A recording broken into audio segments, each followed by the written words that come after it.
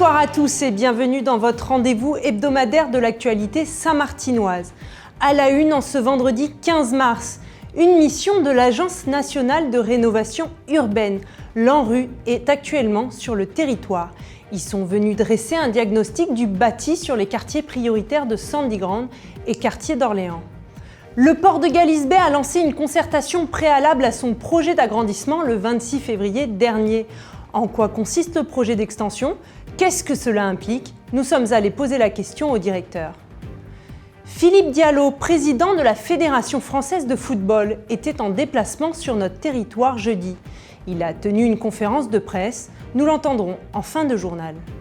Et nous continuons notre feuilleton. Cette semaine, nous vous proposons de découvrir Ashley Daniel. Elle est agent de police de la nature et sensibilisation à la réserve naturelle. Une femme déterminée qui aime son île et sa famille. Et pour débuter ce JT, revenons sur le conseil territorial qui avait lieu hier matin. L'ordre du jour était le débat sur l'orientation budgétaire de la collectivité. Le 28 mars prochain, les élus devront voter le budget 2024. Ce sera le deuxième vote budgétaire sous la présidence de Louis Mussington.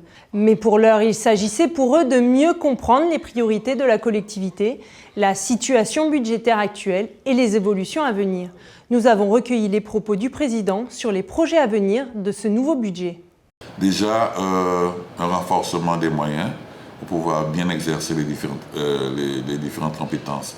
Il y a un plan d'investissement important pour déjà renforcer l'éclairage public, continuer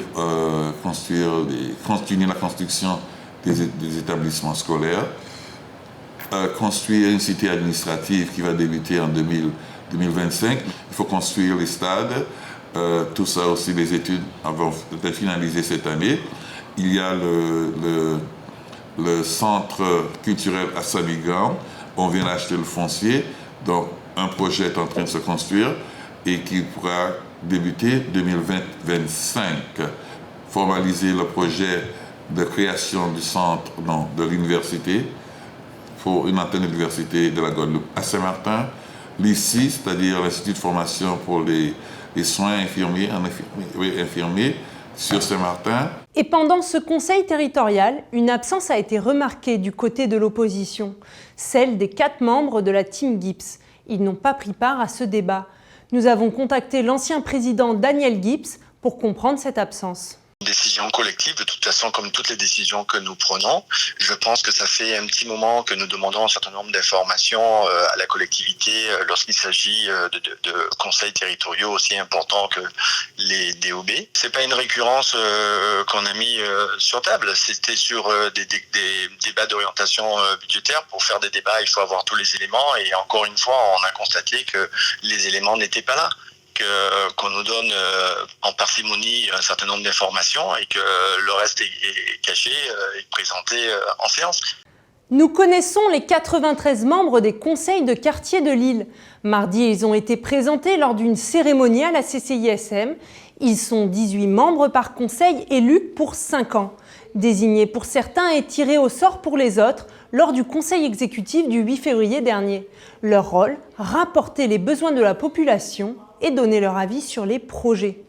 Et à peine élus, les conseils de quartier numéro 1 et numéro 6 ont déjà pu prendre part au démarrage d'un projet, l'amélioration de la qualité de vie des habitants de Sandy-Grande et quartier d'Orléans.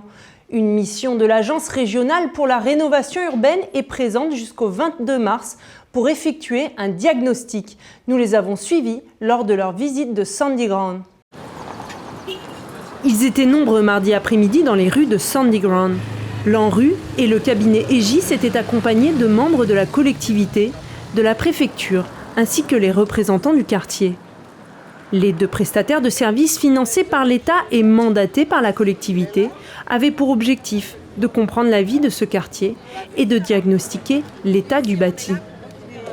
Alors on regarde comment le quartier est organisé, comment il est bâti, comment les espaces publics fonctionnent, quels sont les services dont les habitants peuvent profiter ou qu'est-ce qui manque. Donc est-ce qu'il y a des commerces, est-ce qu'il y a de la restauration, quels sont les équipements. Voilà. Et puis on attend aussi que les habitants du quartier et les élus nous expriment ce qui fonctionne et ce qui ne fonctionne pas. et ce qui, pour eux, est nécessaire de régler pour que le quartier fonctionne mieux et que ce soit un cadre de vie le plus agréable possible pour ses habitants. Routes, habitations, tout à l'égout, ruelles, tout est scruté. Les représentants de quartier avaient pour rôle de guider la mission à travers leur quartier. Petit couac dans l'organisation, nouvellement élus, ils ont été prévenus à la dernière minute. Déjà, avant une urbanisation, il faudrait déjà titrer les habitants de Sandigangue, ce qu'on attend depuis des années maintenant. Et à la suite, je pense que les choses pourront passer plus correctes parce que sans être titré, je ne pense pas qu'on pourra avancer. C'est ce que je pense. Alors, s'attendre de ça, je ne sais pas trop quoi dire. C'est plutôt titrer et à la suite continuer pour voir qu'est-ce que ça va donner. Les titres de propriété, sujet récurrent pour Sandigrande. Mais aujourd'hui, c'est le bâti qui a été étudié. Le logement est une compétence de la collectivité depuis 2012. Pourtant, dans ce dossier, c'est l'État qui finance le diagnostic. Et pour la suite, la Com espère trouver de l'aide auprès de la solidarité nationale. Maintenant, après avoir fait tout cela et le travail qui va suivre ce diagnostic, la question va se poser. Comment nous aider ? Et je pense qu'aujourd'hui, je dirais, il nous faut l'aide de l'État pour qu'on puisse remettre cette collectivité dans un état digne. Le logement, c'est quelque chose, tout le monde a le droit d'un habitat digne. Et pour les enfants, pour éviter la délinquance, pour les emplois, il y a tant de choses qui découlent de cela. Sandigrande, quartier dans lequel on trouve encore des foyers sans eau courante ni électricité. Mais aujourd'hui, où est la priorité ? Une question sur laquelle les pouvoirs publics et les habitants ont du mal à s'accorder. Le 26 février dernier, une concertation publique préalable a débuté pour le projet d'extension du port de Galisbée. Plusieurs ateliers sont ouverts à la population. Ils permettent d'aborder différents aspects de ce projet. Nous nous sommes rendus au port pour tenter de mieux comprendre les enjeux du projet. Agrandir le port de Galisbée, un projet entamé il y a 12 ans, de retour sur la table. Objectif, accueillir des bateaux avec plus de tirants d'eau. Pour cela, il va falloir empiéter un peu plus sur la mer. Notre objectif, c'est de remblayer toute cette zone sur 10 000 mètres carrés. Donc le terre-plein se trouvera ici même. Ce que ça va changer, c'est que ça va nous permettre d'attirer des bateaux à tirant d'eau plus importants, parce qu'aujourd'hui, nous n'avons que 5,50 mètres de tirant d'eau, et demain, l'objectif est de passer à 9 mètres. Donc on aura une profondeur plus importante, mais nous aurons aussi des linéaires de quai plus importants, donc 300 mètres linéaires de quai, et bien évidemment, comme je vous ai expliqué, un terre-plein de 10 hectares, nous permettant effectivement de traiter davantage de marchandises, et notamment la marchandise conteneurisée. Actuellement, le port de Galisbée accueille des petits navires en provenance de la zone Caraïbe. Les bateaux qui achalandent nos supermarchés ont quant à eux comme destination le port de Sint-Maarten. Objectif pour la partie française, accueillir des navires plus importants et augmenter les capacités de stockage en conteneurs. Et de façon économique, les commerçants de la partie française aujourd'hui dépensent, nos études ont montré, ils dépensent globalement près de 2 millions d'euros en road tax. Donc cette road tax ne sera plus payée. Au cours de la concertation préalable, la question environnementale a été soulevée. Les travaux qui pourraient durer 30 mois, puis l'augmentation du flux dans le port et sur nos routes auront des conséquences. Une étude du bilan carbone du projet a été réalisée. Les travaux devraient entraîner 30 000 tonnes d'émissions de CO2. Et lorsque le port pourra exploiter sa pleine capacité, les émissions devraient augmenter de 164% par an en raison de l'augmentation du trafic routier. Un impact environnemental à mettre en perspective. Aussi, il faut savoir qu'on aura des bâtiments plus importants et des bâtiments qui seront mieux adaptés et qui vont utiliser un fuel moins polluant. Et donc, le projet est estimé à 132 millions d'euros. Son financement sera expliqué lors d'un prochain atelier. Économie et environnement, un équilibre compliqué à trouver. Mais pour le directeur du port, ne plus dépendre du côté hollandais est impératif. Écoutez, à un moment donné, il faut penser effectivement à la souveraineté de la partie française, à la sécurité de la partie française. Des moments dans l'histoire de Saint-Martin ont montré qu'il est important d'avoir une structure portuaire permettant de recevoir certains bateaux, alors qu'on pouvait pas le faire. Nul besoin de vous rappeler le passage d'Irma, nul besoin de vous rappeler certaines choses qui se sont passées lors de la crise Covid. Donc, il y a ces éléments-là qu'il faut aussi prendre en compte, mais nous regardons de façon plus globale et plus économique la nécessité effectivement d'équilibrer le flux et de doter Saint-Martin d'infrastructures structurantes importantes. La concertation publique préalable a lieu jusqu'au 12 avril. Elle permet de recueillir les propositions des publics et enrichir la décision qui sera prise ultérieurement par le port de Marigot. La fête bat son plein sur la plage d'Apibé depuis mercredi soir. Le SXM Festival y a posé ses valises jusqu'à lundi prochain. Il vous reste 4 jours pour aller apprécier la musique électronique d'artistes internationaux et découvrir l'ambiance féerique des décors créés pour l'occasion. Autre idée de sortie pour ce week-end, la pièce de théâtre Le projet Laramie, joué par la troupe des Apatrides, une pièce qui dénonce l'homophobie. Nous sommes allés les rencontrer lors de leur dernière répétition. Tu laisses Lilou s'habiller, Erwan, avant d'éteindre. Merci, Zach. Dernière répétition pour les Apatrides. Avant la grande représentation, tout doit être parfait. Cette fois-ci, ils mettent à l'honneur le projet Laramie, une pièce qui dénonce l'homophobie. La pièce, c'est des faits réels qui ont été adaptés au théâtre. C'est une histoire qui s'est passée aux États-Unis. Ça a été un crime envers Matthew Shepard, qui est homosexuel. Et ça parle de l'homosexualité, ça parle de l'homophobie. On va parler aussi de crimes en général. En tant que jeune, je trouve ça important de dénoncer des sujets qui sont aussi importants dans notre société en ce moment, comme l'homophobie. Il faut en parler. Parce que des fois, on a l'impression que c'est un peu un tabou de dire que l'homophobie, c'est hyper grave et tout. Alors qu'honnêtement, on devrait en parler plus et le dénoncer. Attends, juste un truc. C'est bon, Lilou, si le plateau il est directement sur la table ? La pièce écrite en 2001 est tirée de faits réels déroulés en 1998. C'est Audrey qui l'a choisie. En tant que metteuse en scène, c'est un projet qui lui tient à cœur.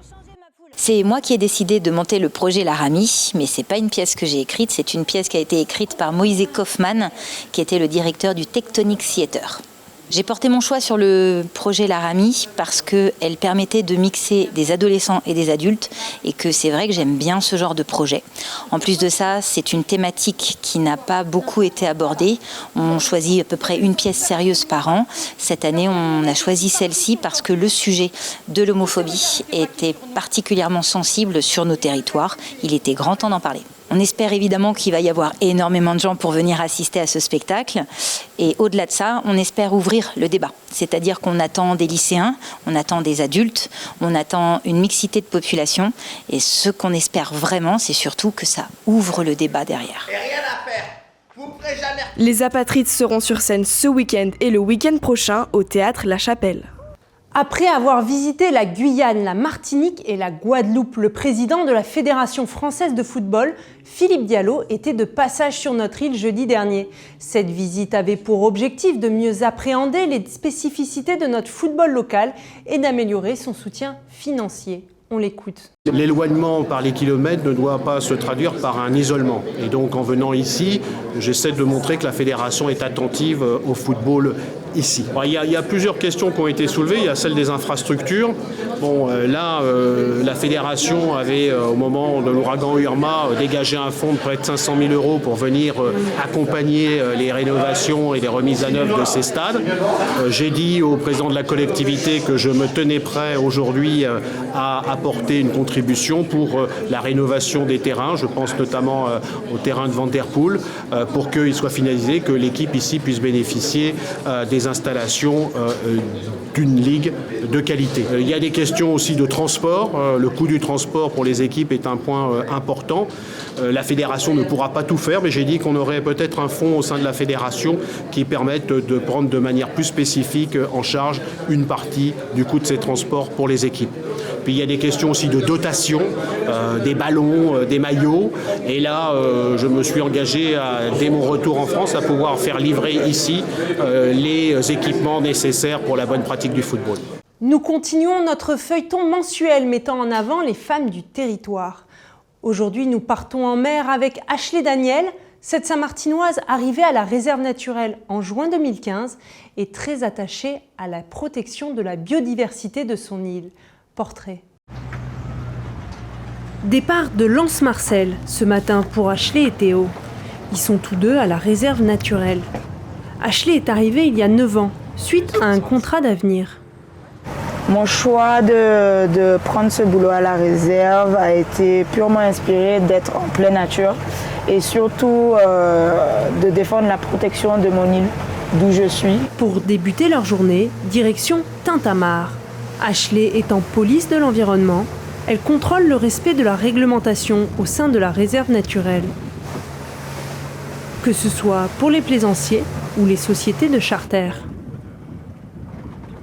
On va faire un petit contrôle des navires qui sont présents sur l'îlet Tintamarre. Perchée sur l'avant du bateau, Ashley contrôle tous les navires présents. Elle prend les informations dont elle a besoin, le nom du bateau et le nombre de passagers. Bonjour, ça va? 4. Merci. Et parfois tombe sur certaines entreprises qui n'ont pas d'autorisation pour emmener leurs clients dans la réserve naturelle. Isn't authorized. So you guys, what were you planning to do after here? Go around Creel Rock. Creel Rock you can't go, Pinel you can't go. All right? I'll make an exception that you were here today, but I'll send him an email to let him know that Bandit isn't authorized. All right? Yes. Thank you. Have a good day, guys. Puis direction Pinel. Là aussi, une réglementation pour l'îlet est en place. Ouais. J'ai quelques questions à vous poser. Non, vous avez mouillé ici hier soir. Correct. Le mouillage nocturne est soumis à autorisation. Désolé, on ne savait pas. Pour l'îlet Tintamarre et au Rocher Créole. Sinon, à Pinel, c'est interdit. Alors, vous pouvez passer la journée, le reste de la journée, mais ce soir, il faut partir. C'est important de sensibiliser les gens parce que ce n'est pas tout le monde qui connaît la réglementation de la réserve et surtout pourquoi on le fait, notamment ici à l'îlet Pinel. Mais on interdit l'ancrage parce qu'ils s'ancrent sur l'herbier. Les fonds, c'est de l'herbier. Et qui bénéficie de l'herbier le plus, c'est les tortues marines. Donc s'ils détruisent les herbiers, ils détruisent l'alimentation des tortues marines.